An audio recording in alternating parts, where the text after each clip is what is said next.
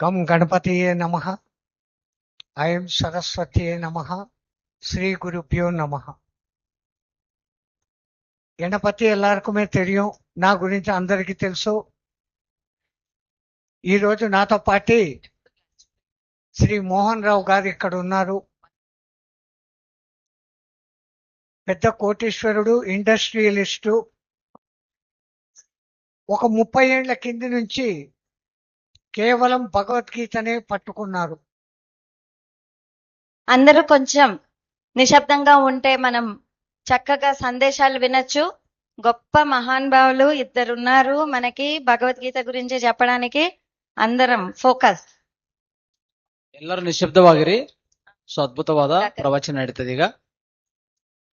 శ్రీ రంగనాథ స్వామి గారు దగ్గరికి పెట్టుకోండి. ఎంతటి గొప్ప అదృష్టవంతులు అంటే, ఆ మహానుభావుడు ప్రయత్నం చేసి ఇంతమంది యోగులను మీకు దర్శనం ఇప్పిస్తా ఉన్నారు.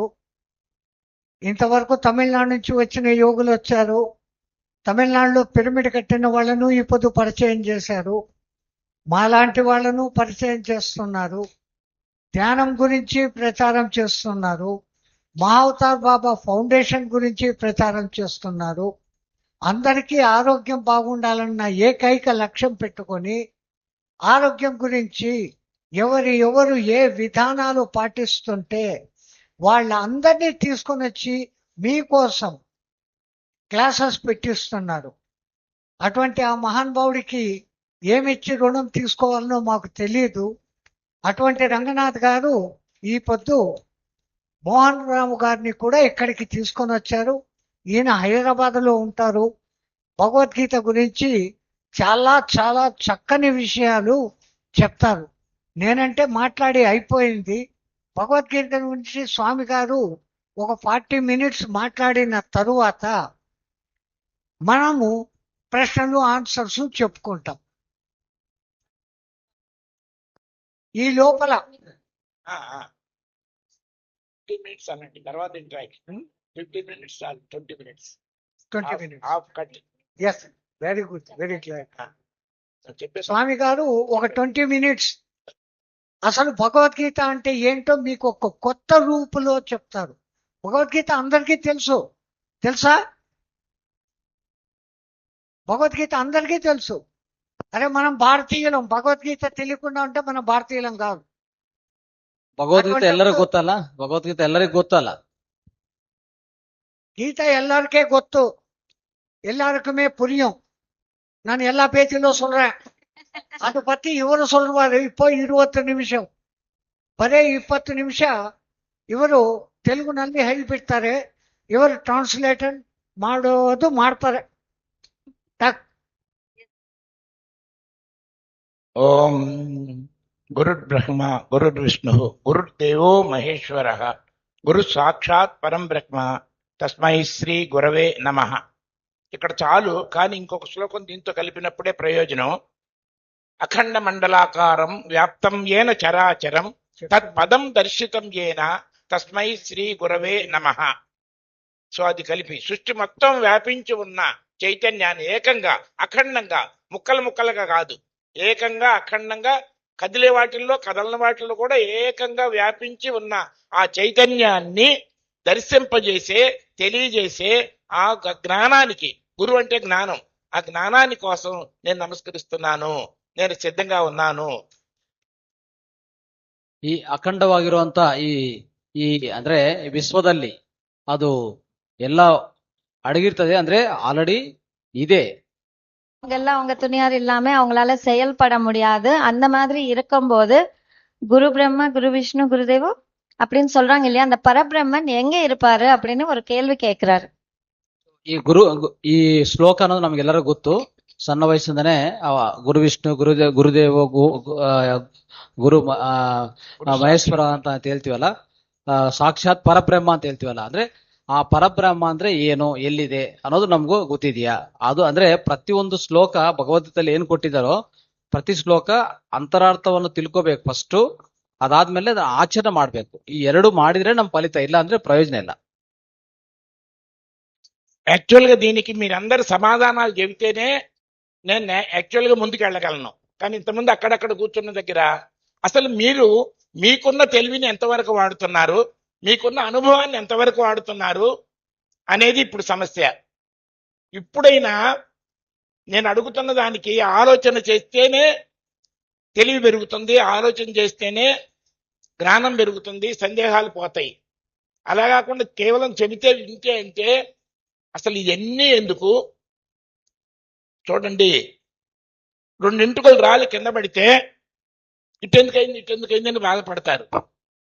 తర్వాత 4 ఎంటుకలు దళదూకునేటప్పుడు ఊడిపోతాయేమని ఏమవుతుందో అని భయపడతారు. ఇంత చిన్నదానికే బాధపడి భయపడుతూ బాధ పేరుతో భయం పేరుతో నరకాన్ని మరణాన్ని అనుభవిస్తున్న మనము ఇది చిన్న విషయాలు, ఇక పెద్ద విషయాలు ఎందుకైందని బాధపడటం, ఏమవుతుందని భయపడటం. జరిగిపోయిన దాన్ని సృష్టిలో ఏ శక్తి కూడా మార్చలేదు. జరిగిపోయిన దాన్ని ఈ సృష్టిలో సకల దేవత మంది కలిసినా జరిగిపోయిన దాన్ని ఎవరు మార్చలేరు. ఇప్పుడు ఏం చేయాలి అని ఆలోచిస్తే తెలివి పెరుగుతుంది. కానీ ఇట్టెందుకైంది, నాకెందుకు జరుగుతుంది, నాకే అంటే బాధ ఘోరంత దానికన్నా కొండంత బాధ కలుగుతుంది, సఫరింగ్. ఏమవుతుందంటే ఎప్పుడో చనిపోయి ఈ శరీరం యొక్క మరణాన్ని నేను యొక్క మరణంగా, నేను అనే దాన్ని మరణంగా ఊహించుకొని లేని మరణాన్ని 100,000 సార్లు ఏమవుతుందో, ఏమైపోతామో, అవుతుందో కాదో అన్నప్పుడల్లా అందరి జాతకం నేను ఒకటి చెప్పగలను. ఈ శరీరాలు సకల దేవతలు కలిసిన 800 కోట్ల మంది మీకు సహాయం చేసినా ఈ శరీరం ఉండేది కాదు. ఏమైపోతానో, ఏం జరుగుతుందంటే ఈ శరీరం పోతుంది కాబట్టి అది పోతే నేను పోతానని లేని మరణాన్ని భయం పేరుతో మనం అందరం అనుభవిస్తూ ఇటెందుకై నేను బాధను అనుభవిస్తూ జీవితాన్ని అనంతమైన శక్తి నీలో ఉంది, మానవుడే మాధవుడు, నరుడే నారాయణుడు, all power is with you అని చెప్పిన దాని గురించి గుర్తించకుండా లెండి మేలుకోండి అని వివేకానందుడు చెప్పినా కూడా అనంతమైన శక్తి నాలో ఉంటే నాకు ఎందుకు తెలియట్లేదని ఆలోచన చేయట్లేదంటే మరి మీ తెలివిని, మీ అనుభవాన్ని మీకోసం మరి నిజంగా చెప్పండి, ఇంత చిన్నదానికి బాధపడి భయపడి లేని మరణాన్ని అనుభవిస్తున్న మనము నిజంగా ఏదైనా యాక్సిడెంట్ అయ్యి 2 తప్ప అంటాడా? కాళ్ళు తీసైనా నన్ను బతికించమంటాడా? చెప్పండి. నా కాళ్ళు ముఖ్యమా, నేను ముఖ్యమా? ఏ ముఖ్యమా, నేను ముఖ్యమా? నీ కన్ను డ్యామేజ్ అయితే తీసేయిపోతే నువ్వు బ్రెయిన్ పాడై చచ్చిపోతావంటే నా కన్ను ముఖ్యం అంటాడా, నేను ముఖ్యం కాబట్టి కన్ను తీసేయినా బతికించమంటాడా? సో నావి అన్నీ నేను కోసమే కానీ దానికోసం నేను కాదు. నా చెయ్యి కోసం నేను కాదు, చెయ్యి నా కోసం. కాలు కోసం నేను కాదు, ఇల్లు నా కోసం, దానికోసం నేను కాదు. ఆఖరికి భగవద్గీత నా కోసం, దానికోసం నేను కాదు. భగవంతుడు నా కోసం, దానికోసం నేను కాదు. మరి ఈ నేను అనేదే లేకపోతే భగవద్గీత ఎందుకు, భగవంతుడు ఎందుకు, ఈ ధ్యానాలు ఎందుకు, ఇవన్నీ ఎందుకు? అవునా? ఆ నేను గురించి స్పష్టంగా తెలుసుకోవడం కోసమే ఈ రోజు భగవద్గీతను ఎస్సెన్స్ సార్. ఓకే, అందులో ఎంత ముఖ్యమైన పార్టీ చెప్పండి. அது சோ நாம ஒரு துளி தெரிஞ்சுக்கிட்டா கூட போதும், அது புரிஞ்சுக்கிட்டு செயல்பட்டா நமக்கு இவ்ளோ ஞானம் கிடைக்கும், இவ்ளோ ஆற்றல் கிடைக்கும். ஆனா நம்ம இவ்ளோ படிச்சுட்டு கொஞ்சம் கூட புரிஞ்சுக்கல, செயல்படலைன்னா அது சுத்தமா வேஸ்ட் ஆயிடும். அதனால நாம தெரிஞ்சுக்கிறது புரிஞ்சுக்கிட்டு நம்ம செயல்படணும் அப்படின்னு சொல்லிட்டு இருக்கிறாரு. அதனால நாம இப்ப அவர் கேட்ட கேள்விக்கு நம்ம எல்லாம் பதில் சொல்லியே ஆகணும். அப்போ சிந்திக்கணும். நாம அந்த மாதிரி நாம எதுவும் சிந்திக்காம வெறும் பயத்திலேயே வாழ்ந்து நானு எந்த அப்படின்னு வாழ்ந்துட்டு இருந்தா வாழ்க்கையே வேஸ்டா போயிடும். சோ ஒரு 2 முடிவு இருந்தாலே நமக்கு பயம் வரும். அந்த மாதிரி சின்ன சின்ன விஷயங்களுக்கு நம்ம பயப்பட்டுட்டு இருக்கிறோம். ஒவ்வொரு வாட்டி நம்ம பயப்படும் போது, கவலைப்படும் போது நம்மளோட ஆயு என்றது குறைஞ்சிட்டே இருக்கும்.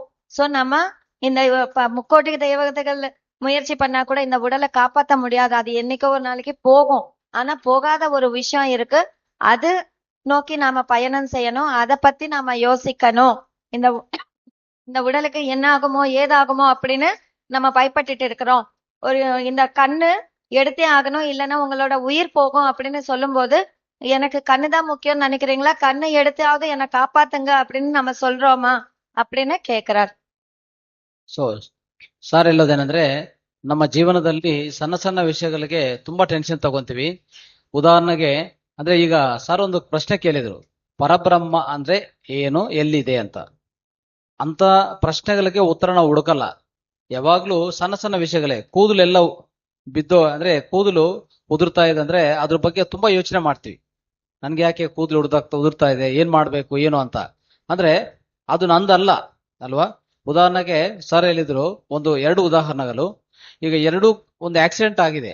ಆಕ್ಸಿಡೆಂಟ್ ಆಗಿದ ಮೇಲೆ ಈ ಕಾಲುಗಳು ಕಟ್ ಮಾಡಿದ್ರೆ ನೀವು ನಿಮ್ಮ ಜೀವನ ಉಳಿಸ್ಕೊಂತೀರಾ ಅಂತ ಡಾಕ್ಟರ್ ಹೇಳ್ತಾರೆ. ಅವಾಗ ನೀವ್ ಏನ್ ಹೇಳ್ತೀರಾ? ಪರವಾಗಿಲ್ಲ ಡಾಕ್ಟರ್, ಕಾಲುಗಳು ಕಟ್ ಮಾಡಿ ನಾನು ಉಳ್ಕೊಂಡ್ರೆ ಸಾಕು ಅಂತ ಹೇಳ್ತೀರಾ. ಅಂದ್ರೆ ಅರ್ಥ ಏನು?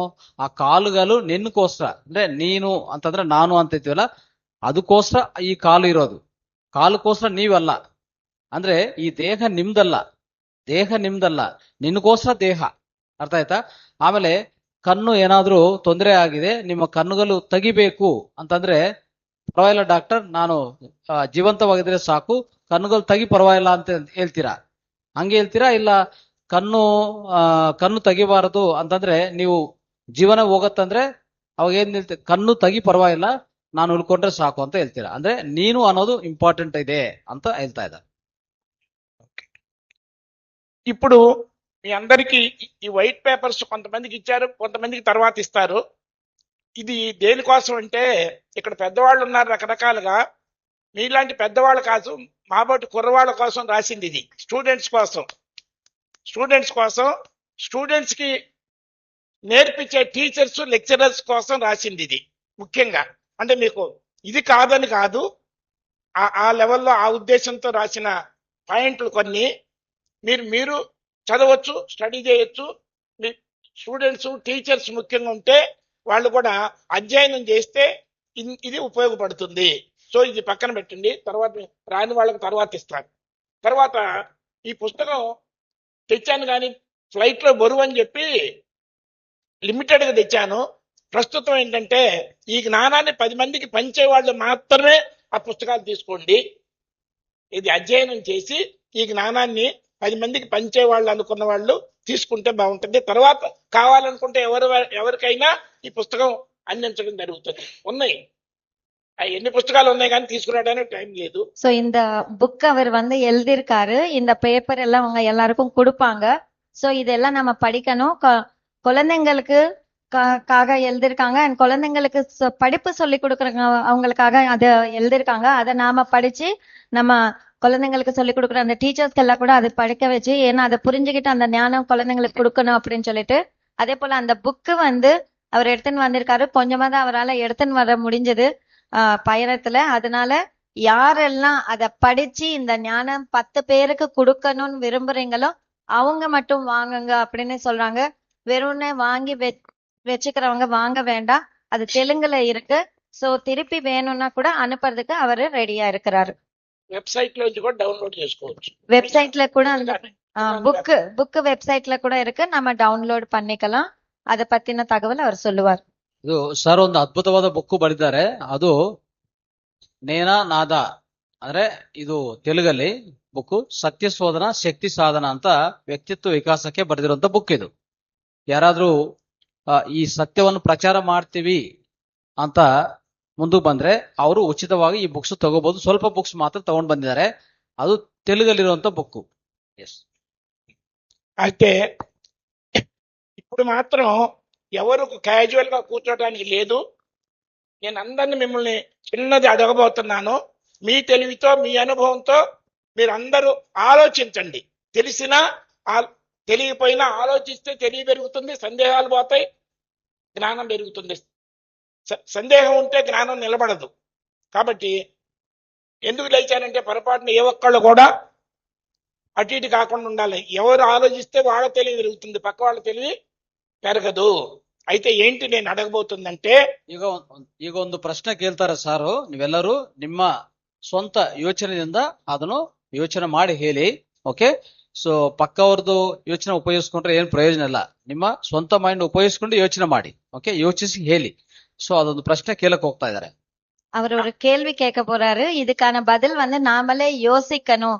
எல்லாருமே யோசிங்க, உங்களுக்கே புரியும். நிறைய ஞானம், புதுசான விஷயங்கள் உங்களுக்குள்ள இருந்து வரும். பக்கத்துல இருக்கிறவங்களுக்கு கேட்டா ஒண்ணும் வராது. நாமளே உள்ளுக்குள்ள அந்த கேள்வி கேட்டு அதுக்கு பதில் தெரிஞ்சுக்கிறதுக்கு ముయర్చి பண்ணணும். ఇప్పుడు ఇక్కడ స్టేజ్ మీద 110 సంవత్సరాలు దాదాపు వచ్చిన పెద్ద స్వామీజీ ఉన్నారు. ఇంత గొప్ప మహావతార ఫౌండేషన్ ని ఇంత గొప్పగా నడిపిస్తున్న రంగనాథ్ గారు ఉన్నారు, మేడం ఉన్నారు, మీరందరూ ఉన్నారు కదా. మనందరిలో ఉన్నది సమానంగా ఉన్నది, మనందరిలో ఉన్నది సమానంగా ఉన్నది, మార్పు లేకుండా ఉన్నది, ఎప్పుడూ తెలియబడుతున్నది.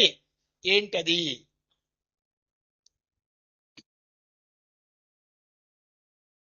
అంత బానే ఉంది. ఆత్మ అనే పదమే ముందు పక్కన పెట్టాల్సి ఉంది. ఎందుకంటే ఒక మాట చెప్పదలుచుకున్నా. ఒక స్వామీజీ హిమాలయస్ నుంచి వచ్చారు, 500 సంవత్సరాలు తపస్సు చేసి. అది తెలిసి ఆ ఊళ్ళో అతను పెద్ద జబ్బు వస్తే 3 నెలల్లో నువ్వు చచ్చిపోతావు డాక్టర్ చెప్పారు. పరిగెత్తుకుండా వచ్చిన స్వామీజీ 2 కాళ్ళు కొట్టుకున్నాడు, వదిలిపెట్టట్లా.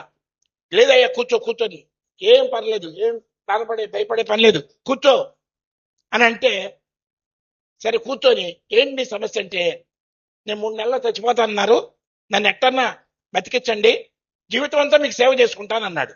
స్వామీజీ ఏమన్నారు, అరే పిచ్చివాడా, మార్పు మరణం అనే శరీరానికే గాని నీ ఆత్మకు మార్పు మరణం ఉండదు అని చెప్పాడు. వీడికి అర్థం కాల. మళ్ళీ ఇట్లా చూశాడు, మళ్ళీ చెప్పాడు స్వామీజీ, ఆత్మకి మార్పు ఉండదు, మరణం ఉండదు, నాశనం ఉండదని. అప్పటికీ అర్థం కాల. మళ్ళీ ఇంకోసారి చెప్పారు స్వామీజీ. అప్పుడు అతను నెమ్మదిగా అర్థం కాక బయటికి వెళ్తూ, ఆత్మ అంట దానికి చావులేదంట, నేనుండాలని నేను ఇక్కడికి వచ్చా, కానీ ఆత్మ ఉంటే అంత పోతే అంత, నేను బతకాలని నేను వచ్చాను అని అంటే, చూడండి, అవునా? నేనుండాలి అనుకుంటున్నారా, నా ఆత్మ ఉంటే చాలు అనుకుంటున్నారా ఎవరన్నా చెప్పండి. ಸೊ ಇಲ್ಲಿ ಒಂದು ಸ್ಟೋರಿ ಅಂದ್ರೆ ಒಂದು ಕತೆ.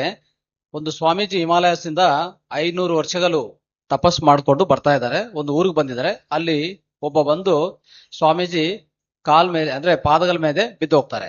ಏನು ಅಂತಂದ್ರೆ, ಸ್ವಾಮೀಜಿ ನನಗೆ 3 ತಿಂಗಳು ಮಾತ್ರ ಆಯುಷ್ಯಿದೆ, 3 ತಿಂಗಳಲ್ಲಿ ನಾನು ಸಾಯ್ತೀನಿ, ಸತ್ತೋಗ್ತೀನಿ, ನಾನು ಏನಾದ್ರೂ ಮಾಡಿ ಕಾಪಾಡಿ ಅಂತ ಹೇಳ್ತಾನೆ. ಸೊ ಸ್ವಾಮೀಜಿ ಹತ್ರ ಬಂದ್ರೆ ಅವ್ರು ಹೇಳ್ತಾರೆ, ಅರೆ ಮೂರ್ಖ, ನಿಮ್ಗೂ ಸಾವಿಲ್ಲ, ನಿಮ್ಮ ಆತ್ಮಕ್ಕೆ ಸಾವಿಲ್ಲ, ನಿಮ್ಮ ದೇಹಕ್ಕೆ ಸಾವಿರೋದು, ನಿನ್ಗೇನು ಸಾವಿಲ್ಲ ಅಂತ ಹೇಳ್ತಾರೆ. ಅವ್ರಿಗೆ ಅರ್ಥ ಆಗಲ್ಲ. ಮತ್ತೆ ಒಂಥರ ಹೀಗೆ ನೋಡ್ತಾನೆ. ಸೊ ಮತ್ತೆ ಇದೇ ಹೇಳ್ತಾರೆ, ನಿಮ್ಮ ಆತ್ಮಕ್ಕೆ ಸಾವಿಲ್ಲ, ನಿಮ್ಮ ದೇಹಕ್ಕೆ ಮಾತ್ರ ಮರಣವಿರೋದು ಅಂತ ಮತ್ತೆ ಹೇಳ್ತಾನೆ. ಅವನಿಗೆ ಅರ್ಥ ಆಗಲ್ಲ. ಅವನು ಹೋಗ್ತಾ ಏನ್ ಹೇಳ್ಕೊಂತಾನೆ ಹೋಗ್ತಾನೆ, ನಾನು ಬದುಕಬೇಕಂತ ಇಲ್ಲಿ ಬಂದ್ರೆ ಇವ್ರು ನೋಡಿದ್ರೆ ಆತ್ಮಕ್ ಸಾವಿಲ್ಲ ಅಂತ ಇವ್ರು ಹೇಳ್ತಾರೆ, ನಾನು ನಾನು ದೇಹ ಉಳಿಸ್ಕೋಬೇಕಪ್ಪ ಅಂತ ನಾನು ಹೇಳ್ತಾ ಇದ್ದೀನಿ, ಇವ್ರಿಗೆ ಅರ್ಥ ಆಗ್ತಾ ಇಲ್ಲ ಅಂತ ಅವನು ಹೇಳ್ಕೊಂಡು ಹೋಗ್ತಾನೆ. ಎಸ್. அவரு ஒரு யோகி 500 வருஷங்கள் தவம் செஞ்சு ஒரு ஊருக்கு வந்தா, அங்க ஒருத்தர் ரொம்ப அவருக்கு உடம்பு முடியாம பெரிய காத்து அடிச்சிட்டு போற மாதிரி இருக்காரு. 3 மாசத்துல அவர் இறந்து போயிடுவாருன்னு கூட அவருக்கு தெரிஞ்சு போச்சு. அவர் அந்த சுவாமிஜி காலை கட்டியா பிடிச்சிட்டு, சுவாமிஜி எனக்கு உதவி பண்ணுங்க, நான் அப்படின்னா, என்னப்பா உன்னோட கஷ்டம்னா, நான் 3 மாசத்துல இறந்து போயிடுறேன் அப்படின்னா, சுவாமிஜி என்ன சொல்றாங்க, நீ இந்த உடல் தான் போகும், ஆன்மா போகாது அப்படின்னு சொல்லியிருக்காரு. அவருக்கு புரியல. 3 வாட்டி சொல்லியாச்சு, ஆன்மா அப்போ எங்கேயும் போகாது, ஆன்மா இருக்கும், உடல் தான் போகும் அப்படின்னு. அவருக்கு எதுவுமே புரியல. சரின்னு போயிட்டாரு. போறச்சே நான் நல்லா இருக்கணும், நான் உயிர் வாழணும் தானே நான் வந்தேன். ஆனா இவரு ஆன்மா பத்தி பேசுறாரு. ஆன்மா இருந்தா என்ன, இல்லைன்னா என்ன, நான் தானே இருக்கணும் அப்படின்னு அவர் நினைக்கிறாரு. சோ நாம இந்த உடலை ఆత్మవా அப்படின்னு கேக்குறாரு. తర్వాత మీరు నేనే కాదు, 24 గంటలు ఆత్మ పరమాత్మ గురించి మాట్లాడే వాళ్ళు కూడా వాళ్ళ ఇంటికి వెళ్ళినప్పుడు తలుపేసి ఉంటే, వాళ్ళ ఇంట్లో వాళ్ళు ఎవరు అని అడిగితే, ఆత్మని అని ఎవరన్నా మాట్లాడుతున్నారా మీరెవరన్నా? ఎవరంటే ఏమంటారు? ఎవరంటే నేనే అంటారు, నైహు అంటారు, అయాం అంటారు తప్ప ఆత్మనే అనే ఎవరన్నా అన్నారా? ఆత్మ అనే పదానికి మనకి కనెక్షన్ లేదు. సో నేను మరి ఏ ఒక్క మనసు కూడా నేను తక్కువ అనే దాన్ని భరించలేదు, సహించలేదు. ఏ ఒక్క మనసు కూడా నేను తక్కువ అనే దాన్ని భరించలేదు, సహించలేదు. నేను చస్తాను అనే దాన్ని భరించలేదు, సహించలేదు. అంటే నేను శాశ్వతమై ఉండాలి, పూర్ణమై ఉండాలి అనే ಪ್ರತಿ మనస్సు కోరుకుంటుంది. ಸೊ ಈಗ ಯಾರಾದ್ರೂ ನಮ್ಮ ಮನೆಗೆ ಬರ್ತಾರೆ, ಬಾಗಲ್ ತಟ್ತಾರಂತ ಇಟ್ಕೊಳ್ಳಿ. ಒಳಗಡೆಯಿಂದ ಬರುವಾಗ ಸೊ ನಾವು ಏನ್ ಹೇಳುವಾಗ ನೀವು ಯಾರು ಅಂತಂದ್ರೆ ನಾನು ನೇನು ಅಂತ ಹೇಳ್ತೀವಿ. ಬಟ್ ನಾನು ಆತ್ಮ ಅಂತ ಹೇಳ್ತೀವ? ನಾನು ಆತ್ಮ ಅಂತ ಇದ್ರೆ ಅವ್ರು ಒಟ್ಟೋಗ್ತಾರೆ, ಅಂದ್ರೆ ಓಡೋಗ್ತಾರೆ. ಸೊ ಆತ್ಮ ಅಂತ ಹೇಳಕ್ ಆಗಲ್ಲ. ಏನೇ ಇದ್ರು ನಾನು, ನನ್ನ ಹೆಸರು ಇದು ಅದಂತ ಹೇಳ್ತೀವಿ ಅಷ್ಟೇ.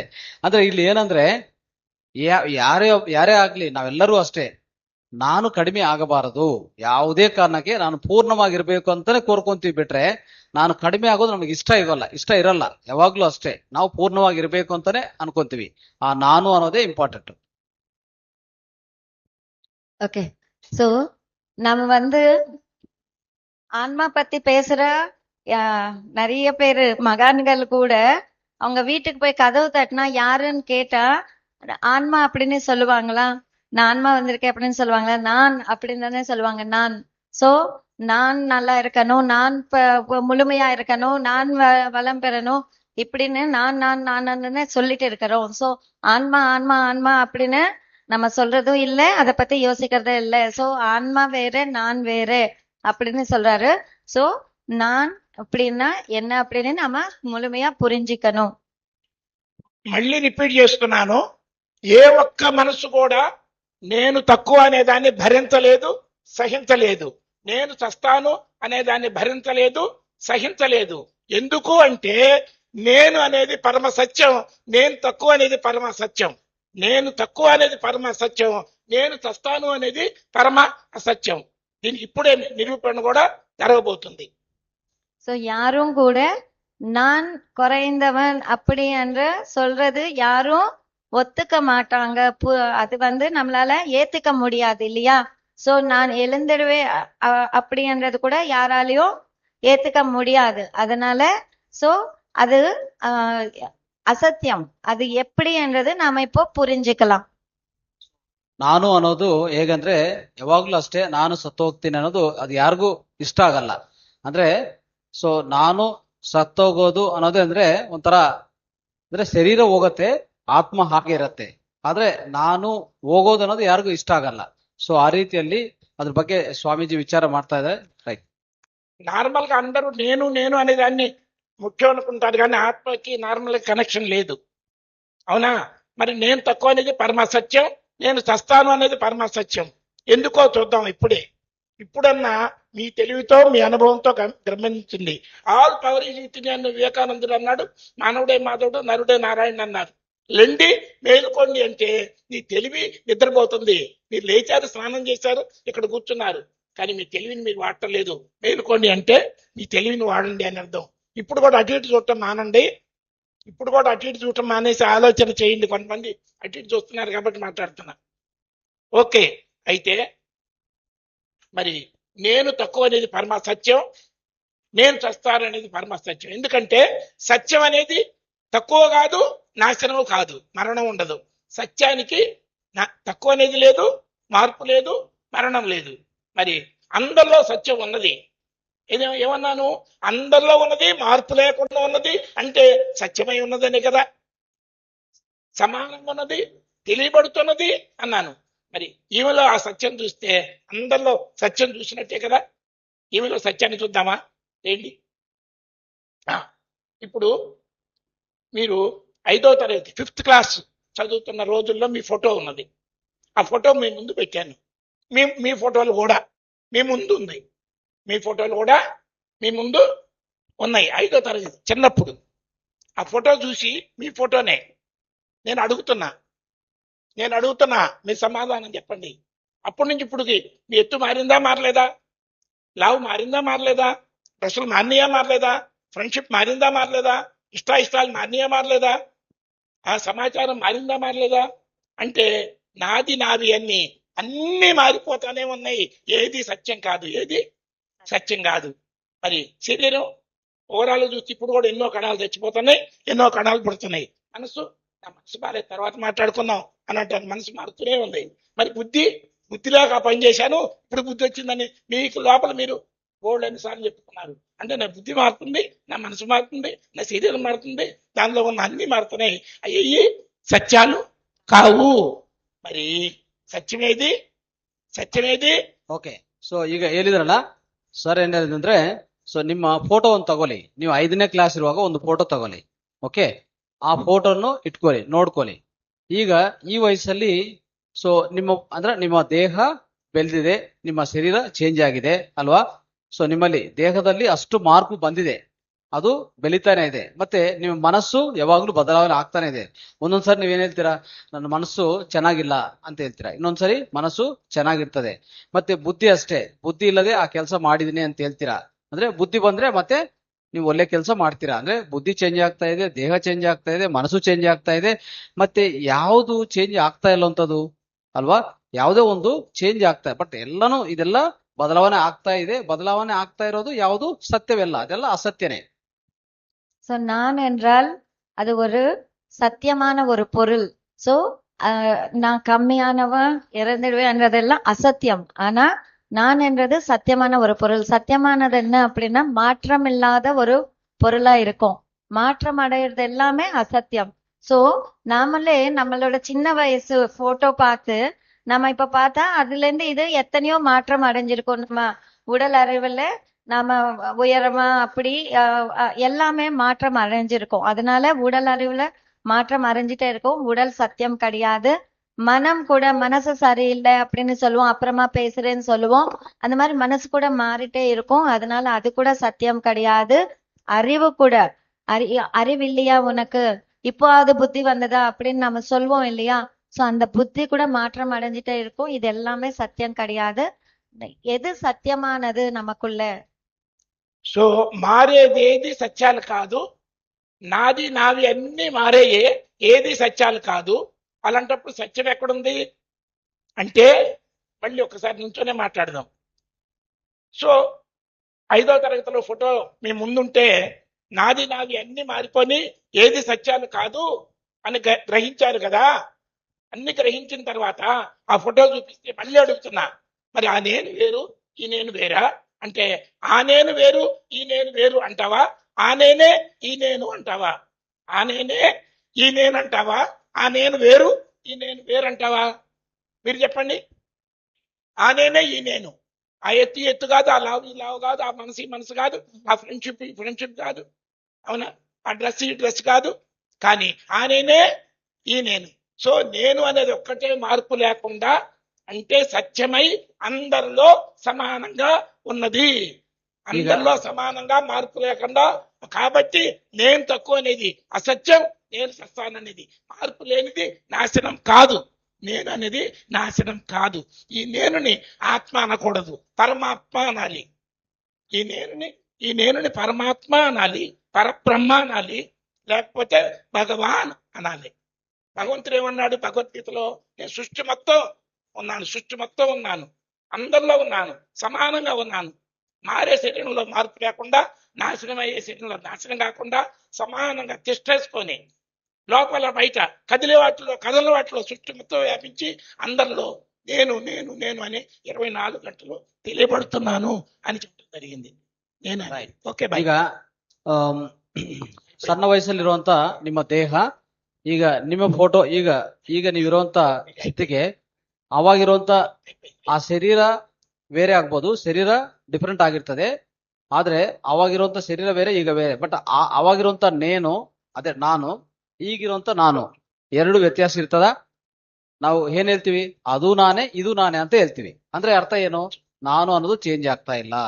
ಅದೇ ರೀತಿಯಲ್ಲಿ ಎಲ್ಲರಲ್ಲಿ ಆ ನಾನು ಅನ್ನೋದು ಚೇಂಜ್ ಆಗೋದಿಲ್ಲ. ಆಯ್ತಾ? ಇಡೀ ಪ್ರಪಂಚದಲ್ಲಿ ಅಂದ್ರೆ ಇಡೀ ವಿಶ್ವದಲ್ಲಿ ಆ ಪರಮಾತ್ಮ ಎಲ್ಲಾ ಕಡೆ ಇದಾನಂತ ಹೇಳ್ತಾರಲ್ಲ, ಆ ನಾನು ಅನ್ನೋದೇ ಎಲ್ಲರಲ್ಲಿ ಇರೋದು. ಅದು ಸಮಾನವಾಗಿರುತ್ತೆ, ಅದು ಯಾವಾಗ್ಲೂ ಚೇಂಜ್ ಆಗೋದಿಲ್ಲ. ಯಾವುದು ಚೇಂಜ್ ಆಗಲ್ಲೋ ಅದೇ ಸತ್ಯ ಅಂತ ಹೇಳ್ತಾ ಇದ್ದಾರೆ. சோ நான் அந்த திருப்பி அந்த போட்டோ பார்த்துக்கிட்டு, சின்ன வயசுல இருக்கிற போட்டோ பார்த்துட்டு, இப்போ அங்க இருக்கிற நான் வேற, இங்க இருக்கிற நான் வேற அப்படின்னு சொல்றோமா? அந்த நானும் இந்த நானும் ஒண்ணுதான் அப்படின்னு சொல்லுவோமா? ஏன்னா வேற கிடையாது இல்ல, அது நம்ம போட்டோ தானே. சோ அது போல அந்த மத்தது எல்லாமே மாறி இருந்தாலும் அந்த நான் என்ற பொருள் மட்டும் மாறாது. அதுதான் சத்தியம். சோ கிருஷ்ணர் பகவத்கீதையில என்ன சொல்லியிருக்காருன்னா, இந்த நான் என்றது ஆன்மா கிடையாது, அது பரபிரம்மா அப்படின்னு சொல்லணும், பரமாத்மா அப்படின்னு சொல்லணும். அதனால கிருஷ்ணர் என்ன சொல்லியிருக்காரு, நான் சமமா இருக்கேன், எல்லாருக்குள்ளயும் மாறாத ஒரு பொருளா நான் இருக்கேன் அப்படின்னு சொல்லியிருக்காரு. சோ நான் என்றதுதான் சத்தியம் தவிர மத்தது எதுவுமே సత్యం கிடையாது. సో నేను సత్యమని నాకు పరిమితి లేదు అని గుర్తించిన బుద్ధే నిజమైన బుద్ధి. నేను సత్యమని గుర్తించి తృప్తిగా ఉండటం. నేను సత్యమని గుర్తిస్తే బుద్ధిలో భయం ఉండదు, బాధ ఉండదు. సో నేను సత్యం అనే దాన్ని గుర్తించి తృప్తిగా ఉండటమే ధర్మం. నేను సత్యం అనేది గుర్తించి నాకు పరిమితి లేదని గుర్తించి తృప్తిగా ఉండటమే ధర్మం. తృప్తితో ఏమి చేసినా ధర్మమే. నేను సత్యమనే గుర్తించటం జ్ఞానము, ఆ జ్ఞానంతో తృప్తిగా ఉండటం ధర్మము. తృప్తితో ఏం చేసినా ధర్మం. ఇది అసలు ధర్మం. ಸೊ ಈ ನಾನು ಅನ್ನೋದು ಏನಿದೆಯೋ ಅದನ್ನು ಕಂಡಿಡೋದೇ ಅದು ಸತ್ಯ. ಅಂದ್ರೆ ಆದ್ರೆ ಅದು ಒಂದು ಸರಿ ಆ ಸತ್ಯ ತಿಳ್ಕೊಂಡಿದ ಮೇಲೆ ಅದ್ರ ಜೊತೆಗೆ ಆ ಸತ್ಯ ತಿಳ್ಕೊಂಡಿದ ಮೇಲೆ ಏನಾಗುತ್ತೆ, ಆ ಜ್ಞಾನ ತಿಳ್ಕೊಂಡಿದ ಮೇಲೆ ಏನಾಗುತ್ತೆ ಅಂದ್ರೆ ನಾವು ತೃಪ್ತಿಯಾಗಿ ಜೀವನ ಮಾಡ್ತೀವಲ್ಲ, ಆ ತೃಪ್ತಿಯಾಗಿ ಜೀವನ ಮಾಡೋದೇ ಧರ್ಮ ಅಂತ. ಧರ್ಮ ಅಂದ್ರೆ ಏನು? ಸೊ ನಾನು ಇರುವಂತ ಸ್ಥಿತಿಯಲ್ಲಿ ನಾನು ಅಂದ್ರೆ ಏನು ಅಂತ ಯಾವಾಗ ತಿಳ್ಕೊಂತೀವೋ ಅದು ಶಾಶ್ವತವಾಗಿರೋದು. ಅದು ತಿಳ್ಕೊಂಡಿದ ಮೇಲೆ ಇನ್ನೇನು ಅಸಂತೃಪ್ತಿ ಇರೋದಿಲ್ಲ. ಅಸಂತೃಪ್ತಿ ಯಾಕೆ ಬರುತ್ತೆ ಹೇಳಿ? ಯಾವಾಗ ನಾನು ಸಂಪೂರ್ಣ ಅಲ್ಲ ಅಂತ ಅನ್ಕೊಂಡ್ಮೇಲೆ ಅಸಂತೃಪ್ತಿ ಬರೋದು. ನಾನು ಸಂಪೂರ್ಣ ಅಲ್ಲ, ನನ್ನಲ್ಲಿ ಕಡಿಮೆ ಇದೆ, ಇದು ಕಡಿಮೆ ಇದೆ, ಅದು ಕಡಿಮೆ ಇದೆ, ಆಸ್ತಿ ಕಡಿಮೆ ಇದೆ, ಅಂದ್ರೆ ಒಂಥರ ಅಂದ ಚಂದ, ಒಂಥರ ಸುಂದರವಾಗಿಲ್ಲ, ಪ್ರತಿಯೊಂದು ಯಾವುದು ಕಡಿಮೆ ಅಂತ ಹೇಳ್ತೀವಲ್ಲ ಅದು ದೇಹಕ್ಕೆ ಮಾತ್ರವೇ ಅಲ್ವಾ? ಅವಾಗ ನಿಮ್ಗೆ ತೃಪ್ತಿ ಬರಲ್ಲ. ಬಟ್ ಆದ್ರೆ ನಿಜವಾದ ಜ್ಞಾನ, ನಾನು ಅಂದ್ರೆ ಏನು ಅಂತ ತಿಳ್ಕೊಂಡ್ರೆ ಅದು ನಿಜವಾದ ಜ್ಞಾನ. ಆ ಜ್ಞಾನ ತಿಳ್ಕೊಂಡ್ರೆ ನಿಮ್ಮಲ್ಲಿ ಸಂತೃಪ್ತಿ ಸಿಗತ್ತೆ. ಆ ಸಂತೃಪ್ತಿ ಜೊತೆಗೆ ಜೀವನ ಮಾಡೋದೇ ಧರ್ಮ ಅಂತ ಹೇಳ್ತಾರೆ. ಅದೇ ನಿಜವಾದ ಧರ್ಮ.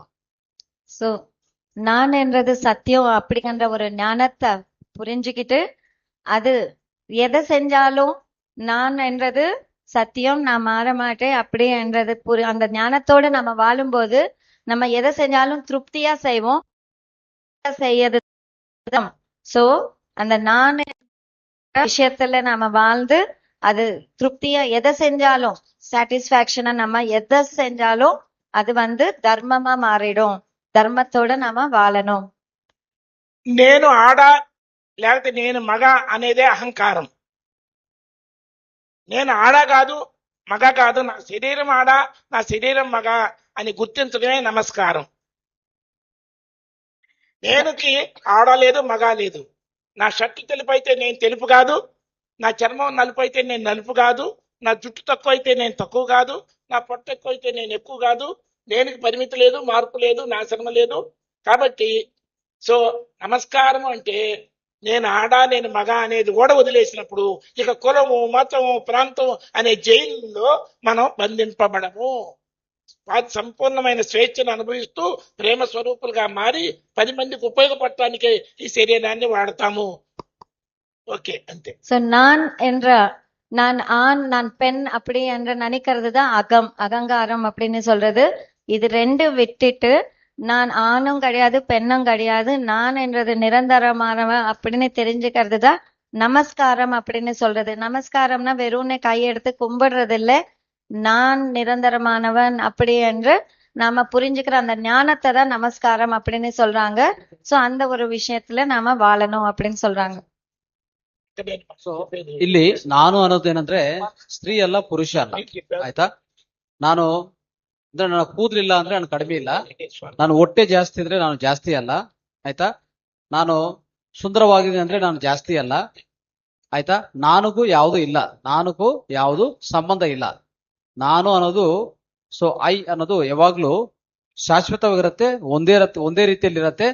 ಸೊ ಅನ್ನೋದು ಅರ್ಥ ಮಾಡ್ಕೋಬೇಕು ನಾವು. స్వామీజీ గారు ఇప్పుడు ఈ సందేశం మీద ఇంకొక లైట్. దీన్ని గ్రహించడం వల్ల ఎన్ని రకాల లాభం వస్తుంది, ఎందుకు నిలబెట్టుకోలేకపోతున్నాం అంటే వీ గాట్ ఎడిక్టెడ్. మనందరం ఈ శరీరమే నేనని అజ్ఞానానికి ఎడిక్ట్ అయిపోయాం, వ్యసనానికి లోబడిపోయాం. నేను ఆడ నేను మగ అనే దానికి ఇరుక్కుపోయాం.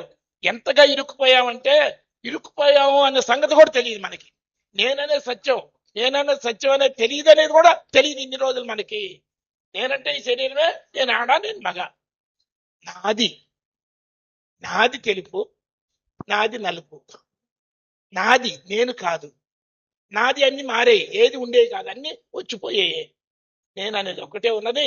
మనం ఏంటంటే వచ్చిపోయే వాటికి ఇంపార్టెన్స్ ఇచ్చి నా తక్కువ అయితే నేను తక్కువ అని, మార్పే లేని నాశనమే లేని పరమాత్మే మనం పరమ స్వరూపం అయినా దానికి అనంత దూరంలో అత్యంత సన్నిహితంగా ఉన్న పరమాత్మకి, అంటే నేను అనే సత్యానికి అత్యంత దూరంగా మనం జీవిస్తున్నాం. నేను తక్కువ అనేది మహాపాపం, నేను చస్తాను అనేది మహాపాపం. నేనికి తక్కువ లేదు, మార్పు లేదు, నాశనం లేదు. ఇది ఒక్కటి గుర్తించడమే నిజమైన బుద్ధి. నేను తక్కువ అనుకోవటమే మహాపాపం. బయట పాపాలు చేసే వాళ్ళందరూ ముందు నేను పరిమితం అనుకోవటం వల్లనే ఆ పరిమితిని భరించలేక నిండుదనం కోసం చేసే ప్రయత్నాలే అన్ని రకాల దుష్కార్యాలకి కారణం అవుతుంది. నేను తక్కువ అనేదే ఫస్ట్ తన్ను తాను హింసించుకొని, నేను తక్కువ అనేది తక్కువతనాన్ని భరించలేక నిండుదనం కోసం మనిషి అజ్ఞానంతో చేసే ಪ್ರಯತ್ನವೇ ಬಾಹ್ಯమైన ಹಿಂಸಲಕ್ಕೆ ಮೂಲ. ಅದೇ ಈಗ ಸ್ವಾಮೀಜಿ ಏನ್ ಹೇಳ್ತಾರಂದ್ರೆ, ಪ್ರತಿಯೊಂದು ಆಚೆ ಕಡೆ ನಡೀತಾ ಇದೆಯಲ್ಲ, ಎಲ್ಲ ದುರ್ಗಂಧಗಳು, ಎಷ್ಟೋ ಅನಾಥಗಳಾಗ್ತಾ ಇದೆಯಲ್ಲ, ಅವೆಲ್ಲ ಆಗುವಂತ ಕಾರಣ ಏನಂತಂದ್ರೆ ನಾನು ಕಡಿಮೆ ಅಂದ್ರೆ ಅವರಲ್ಲಿ ಪರಿಪೂರ್ಣತೆ ಕಂಡಿಡ್ತಾ ಇಲ್ಲ. ಆ ಪರಿಪೂರ್ಣತೆ ಅನ್ನೋದು ಅವ್ರು ಹೊಂದ್ತಾ ಇಲ್ಲ, ಯಾವಾಗ್ಲೂ ಅಸಂತೃಪ್ತಿ ಆಗಿದ್ದಾರೆ. ಅದಕ್ಕೆ ಆ ಅಸಂಪೂರ್ಣತೆಯಿಂದನೇ ಅವ್ರು ಮಾಡೋಂಥ ತಪ್ಪುಗಳು. ಯಾವಾಗ ಸಂಪೂರ್ಣತ್ವವನ್ನು ಹೊಂದ್ತಾರೋ ಅವ್ರು ಯಾವ ತಪ್ಪುಗಳು ಮಾಡಕ್ ಹೋಗಲ್ಲ. ಅದೇ ಅಲ್ಲ ಧ್ಯಾನದಲ್ಲಿ ಮಾಡೋದು. ನಾವು ಧ್ಯಾನದಿಂದ ಜ್ಞಾನ, ಜ್ಞಾನದಿಂದ ಮುಕ್ತಿ, ಅಂದ್ರೆ ಅದು ನಾವು ಪಡಿತೀವಿ, ಆ ಸಂಪೂರ್ಣತ್ವವನ್ನು ಪಡಿತೀವಿ. ಅಲ್ಲಿ ಒಂದು ಉದಾಹರಣೆ ಇದೆ. ನಾನೊಂದು ಕತೆ ಓದಿದ್ದೀನಿ. ಈ ಹಸುಗಳು ಇರ್ತಾವಲ್ಲ, ನಮ್ಮ ಮನೆಯಲ್ಲಿ ಹಸುಗಳು ಏನಂತಂದ್ರೆ ಬೇರೆ ವ್ಯವಸಾಯ ಕ್ಷೇತ್ರಕ್ಕೆ ಹೋಗಿ ಅಲ್ಲೆಲ್ಲ ಆ పంట ಎಲ್ಲ ನಾಶನ ಮಾಡಿ ತಿಂದು ಬರ್ತಾ ಇರ್ತವೆ ಅಲ್ವಾ. ಯಾಕಂದ್ರೆ ಒಳ್ಳೆ ಹಸು ನಾವು ಮನೆಯಲ್ಲಿ ಕೊಟ್ರೆ ಅದು ಆ ಕಡೆ ಹೋಗಲ್ಲ. ಅಂದ್ರೆ ಅರ್ಥ ಏನಂದ್ರೆ ನಮ್ಮ ಒಳಗಡೆ ಇರುವಂತ ಆ ಒಳಗಡೆ ಇರುವಂತ ಆತ್ಮ ಶಕ್ತಿಯನ್ನು, ಆ ರುಚಿಯನ್ನು ನಾವು ತೋರಿಸಿದ್ರೆ ಆಚೆ ಕಡೆ ಮನಸ್ಸು ಪದೇ ಪದೇ ಹೋಗಲ್ಲ. ಮನಸ್ಸು ಯಾವಾಗ ಆಚೆ ಕಡೆ ಹೋಗ್ತದೆ ಅಂದ್ರೆ ಒಳಗಡೆ ಇರುವಂತ ಆನಂದ, ಆ ಶಾಂತಿ ಸಿಗ್ತಾ ಇಲ್ಲ, ಅದಕ್ಕೆ ಆಚೆ ಕಡೆ ಹೋಗೋದು. ಅದು ಯಾವಾಗ ರುಚಿ ಸಿಗತ್ತೋ ಯಾವಾಗ ನಮ್ಮಲ್ಲೇ ಇರ್ತದೆ. ಆ ರೀತಿಯಲ್ಲಿ ಆ ನಾನು ಅನ್ನೋದು ಪಡ್ಕೊಂಡ್ರೆ ಇನ್ನು ಸಂಪೂರ್ಣತ್ವ ಸಿಗತ್ತೆ. சோ நிறைய விஷயங்கள் சொல்லிருக்காங்க. நானும் எனது அப்படின்னு விட்டுட்டா போதும் நம்ம வாழ்க்கை அற்புதமா இருக்கும் அப்படின்னு சொல்லிருக்காரு. சோ நம்ம எல்லா வித்தியாசங்களும் பார்த்துட்டே இருப்போம், நம்ம உயர்வு குறைவு அப்படின்னு. அதெல்லாம் விட்டுட்டு எல்லாருமே சமம், அவங்களுக்கு அவங்க இது இருக்கு. சோ நான் சத்தியம் அப்படின்றது புரிஞ்சுட்டா, அந்த சத்தியம் தான் எல்லாருக்குள்ளயும் இருக்கு அப்படின்றது புரிஞ்சுட்டா நம்ம வாழ்க்கை ரொம்ப அற்புதமா இருக்குன்னு சொல்லியிருக்காரு. Thank you sir, thank you very much. మీకు ఇచ్చిన పేపర్స్ లో ఒకటి రాసి ఉంది, మీరు ఎవరితో పోల్చుకోనైనా ఫలాని వ్యక్తి కన్నా నేను తక్కువ నిరూపిస్తే 10 లక్షల రూపాయలు అవార్డు ఇస్తామని. ఎవరైనా మిమ్మల్ని అవమానించారు, తక్కువ చేశారని ప్రూవ్ చేసినా కూడా 10 లక్షల రూపాయలు ఇస్తారని. మీ ప్రమేయం లేకుండా వేరే వాళ్ళు మీకు బాధను కలిగించారు, భయాన్ని కలిగించారని నిరూపించినా కూడా 10 లక్షలని రాయటం జరిగింది అందులో. Okay bye. ಆ ಪೇಪರ್ ಅಲ್ಲಿ ಏನ್ ಬರೆದಿರಂದ್ರೆ, ಸೊ ನಿಮ್ಗೆ ಯಾರಾದ್ರೂ ಅವಮಾನ ಮಾಡಿದ್ರಿ ಅಂತ ನಿರೂಪಣೆ ಮಾಡಿದ್ರೆ, ಇಲ್ಲ ನಿಮ್ಗೆ ಅವರು ನಿಮ್ನು ಭಯಪಡ್ತಾ ಇದ್ರೆ, ಭಯವನ್ನು ಹುಟ್ಟಿಸಿದಾರ ಅಂದ್ರೆ, ಅದು ಪ್ರೂವ್ ಮಾಡಕ್ಕೆ ನಿಮ್ ಕೈಯಲ್ಲಿ ಆಗಿದ್ರೆ, ನಿಮ್ಮ ಪ್ರಮೇಯ ಇಲ್ಲದೆ ಯಾರಾದ್ರೂ ಮಾಡಿದ್ರೆ, ಓಕೆ, ಅದಕ್ಕೂ ಪಾರಿತೋಷವಾಗಿ ಒಂದು 10 ಲಕ್ಷ ಕೊಡ್ತೀನಿ ಅಂತ ಬರೆದಿರ ಅಲ್ಲಿ. ஓகே, பகுமானம் கொடுத்தாராத்ல. அந்த பேப்பர்ல வந்து எழுதிருக்காரு சில பாயிண்ட்ஸ். என்ன அப்படின்னா, நான் குறைந்தவன் அப்படின்னு யாராவது ப்ரூவ் பண்ண முடிஞ்சா 10 லட்சம் ரூபாய் கொடுக்கறாரா, யாராவது நம்மள அவமானித்தாருன்னு அப்படின்னு ப்ரூவ் பண்ணா 10 லட்சம் ரூபாய் கொடுக்கறாரா, நம்மளோட விருப்பம் இல்லாம யாராவது நம்மள அசிங்கப்பட்டனா அதுக்கும் 10 லட்சம் ரூபாய் கொடுக்கறாரா. சோ நாம தான் எல்லாத்தையும் அலோவ் பண்றோம், நாம தான் பொறுப்பு. அதுக்கு மத்தவங்க நம்மள குறைவா பேசுறாங்கன்னா. So thank you sir, thank you very much. 10 lakhs award ಇದೆ, ಈಗನ್ನ ನೀವು ಎಚ್ಚರಿಕೆವಾಗಿರಿ ಅಂತ ಹೇಳ್ತಾ ಇದ್ದಾರೆ. Thank you.